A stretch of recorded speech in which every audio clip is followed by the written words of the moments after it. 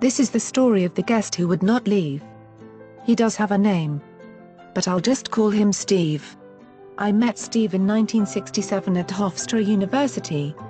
And about the only thing worth mentioning was that he was the first gay person I ever met. One night he had this huge announcement he wanted to make. After a long fun-for-all and much angst, he tells me he is gay. My natural reaction was, so? Then began a 40-year friendship. Some years we talked, some years we were roommates in Brooklyn, and some years we lost touch due to a fight about what I can't remember. My house guest who would not leave, Steve, was there when the EP started at number 9 Bleecker Street, but I cannot give the address because it is a secret.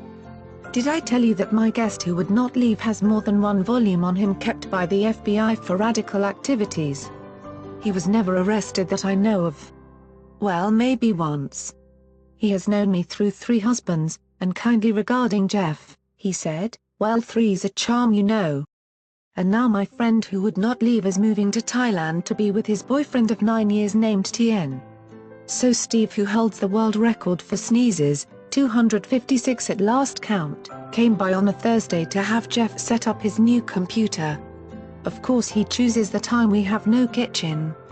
He just said basically, is it okay if I come for a visit, before I leave forever to Thailand, and of course I said yes. Unfortunately, Steve is allergic to cats. And of course we have 5 of them. And this means we must try to keep one or all of the cats out of the room we are in. So in the meantime we have no plumbing in the kitchen as we are having some work done. And the painters are still crawling all over the house. And it is 98 degrees. But that was outside. Luckily we have put in central air conditioning, but I think the air conditioning also makes Steve sneeze. For which he has a remedy.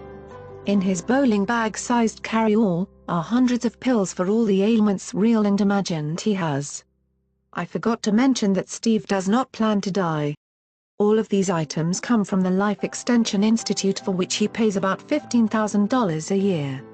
None of it is needed, of course. He will explain what each one of these pills do, whether you ask or not. All during this visit, he is carrying around a box of tissues and sneezing, leaving small bits of tissue all over the house like a trail of breadcrumbs. Did I mention that when we went to Woodstock, he brought me there, but forgot to bring me home?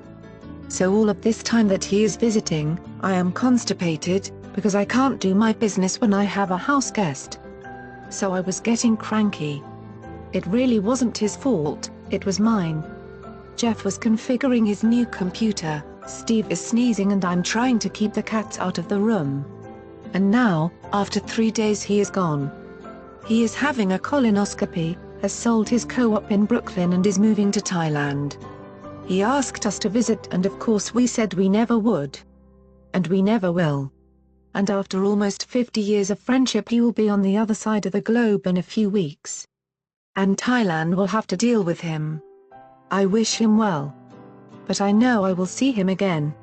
The guest who will not leave. Good luck, Steve and Tien. I hope all your dreams come true. What a long, strange trip it's been.